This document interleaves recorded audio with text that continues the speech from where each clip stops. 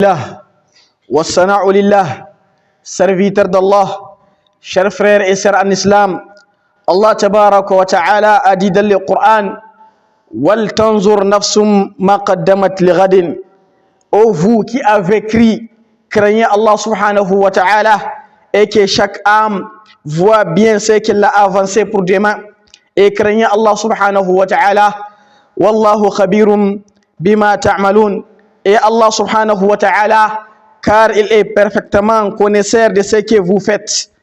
Ces immenses versets comptent parmi les fondements dans le domaine de l'examen de conscience et de l'autocritique.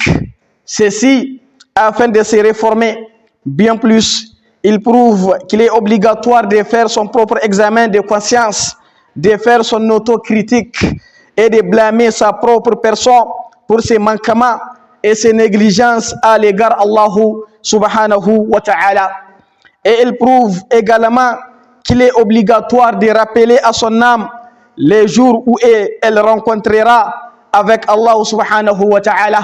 Et Allah subhanahu wa ta'ala, qu'elle se retrouvera face à lui, Jalla wa ala. Cela est clair dans sa parole, Wal tanzur nafsun ma qaddamat li ghadin. Et que chaque âme voit bien ce qu'elle a avancé pour demain, c'est-à-dire le jour de la résurrection. Allah subhanahu wa ta'ala, Jalla wa ala, a d'ailleurs rapproché ce jour et a informé de sa venue prochaine. Il a décrit ainsi que chaque âme voit bien ce qu'elle a avancé pour demain, c'est-à-dire le jour de la résurrection. Ainsi, ibadallah, ce jour est proche. Le jour de la résurrection aura lieu inévitablement. La personne se retrouvera obligatoirement devant Allah subhanahu wa ta'ala. Allah subhanahu wa ta'ala la jugera et lui demandera de compte sur ce qu'elle aura fait dans cette vie et bas monde. Ibadallah, c'est pour cela qu'il est bon pour la personne de faire son propre examen de conscience avant qu'elle ne soit jugée ou bien avant qu'il ne soit trop tard. De peser son âme avant qu'elle ne soit pesée et de la préparer à être présentée à Allahu Jalla wa ala. Ibadallah, chers frères et sœurs en islam, les khalifes Omar bin al-Khattab radiyallahu anhu, qu'Allah l'agrée, a dit, Hasibu anfusakum qabla an tuhasabu. Faites votre propre examen de conscience, c'est-à-dire jugez vos propres personnes qabla an tuhasabu, avant que vous ne soyez jugés. Wazinu a'malakum qabla an tu'zana lakum.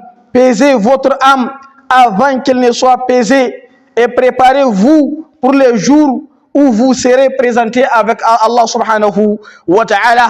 Ce jour-là, vous serez présentés et rien de vous, de vos secrets, ne sera caché. Chers frères et sœurs en islam, c'est un conseil béni de Omar, qu'Allah l'agrée, serviteur d'Allah. Notre âme a vraiment besoin qu'on prête attention à ces grands conseils et qu'on l'applique. Combien est grand le nombre d'entre nous qui négligent leur âme, qui négligent leurs prières quotidiennes, qui s'abandonnent aux désirs, passions, aux jouissances et ou bien de leurs âmes. Ainsi, il n'y a que peu de personnes qui réalisent leur examen de conscience et leur autocritique et qui blâment leur propre âme pour leurs manquements et négligence. En effet, l'effet d'agir comme cela est une cause qui fera que les serviteurs atteindra les rangs des pieux et des véridiques avec Allahu Jalla wa ala. Comme a dit Maïmoun ibn Mahran, qu'Allah subhanahu wa ta'ala lui fasse miséricorde, elle a dit, la personne ne sera pieuse que quand elle examinera son âme plus que l'associé n'examine celui avec qui l'associe. C'est-à-dire qu'il critique sa propre personne, il la blâme et qu'il analyse ses actes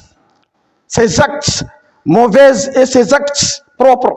Si elle fait preuve de manquements, elle complète et parfait ses actes.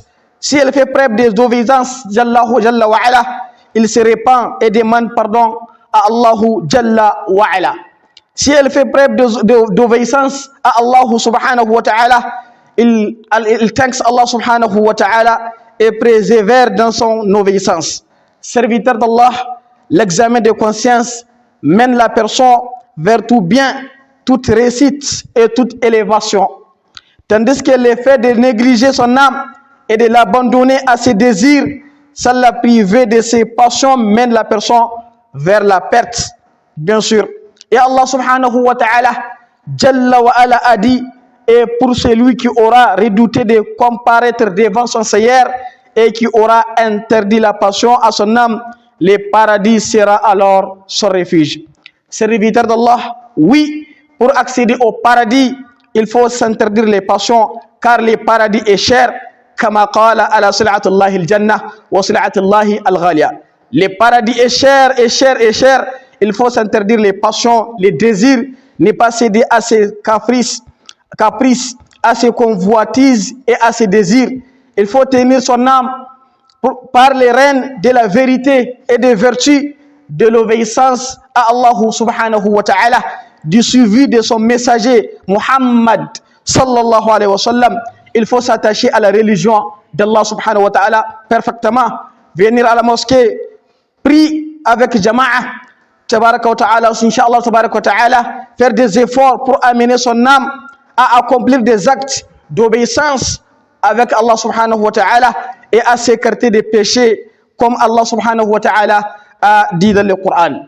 Le prophète Muhammad sallallahu alayhi wa sallam, il a dit dans un hadith authentique, il a dit le combattant, c'est celui qui combat sa propre âme pour l'amener à obéir à Allah Jalla wa ala. Et dans le Saint-Coran, Allah subhanahu wa ta'ala a dit aussi, et quant à ceux qui luttent pour notre cause, nous les guiderons, certes, sur nos sentiers. Allah est en vérité avec les bienfaisances. Le combat de sa propre âme, serviteur d'Allah, comporte 4 degrés. Le premier, lutter pour que son âme apprenne la science utile. Le deuxième, lutter pour que son âme applique ce qu'elle aura appris. Le troisième, lutter pour que son âme appelle à cette science utile. Le quatrième, lutter pour que son âme fasse preuve de l'endurance face aux épreuves qu'elle va subir lorsqu'elle appellera à cela. Allah subhanahu wa ta'ala a d'ailleurs réuni et englobe ces 4 degrés dans sa parole de sourate Al-Asr. Allah subhanahu wa ta'ala a dit wal asri, par les temps, innal insana lafi khusrin, l'homme est certes en perdition, illa alladhina amanu, sauf ceux qui croient et accomplissent les bonnes œuvres et éloignent mutuellement la vérité et s'enjoignent mutuellement l'endurance. أقول هذا